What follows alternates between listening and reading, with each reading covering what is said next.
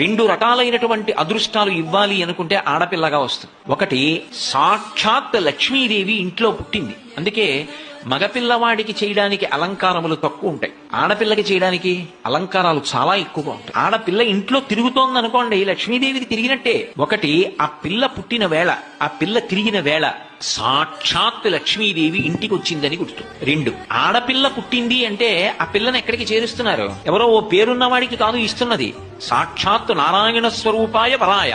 ఆ వరుడు నారాయణ స్వరూపుడు. ఇప్పుడు లక్ష్మిని నారాయణుడి పక్కకి చేర్చారు.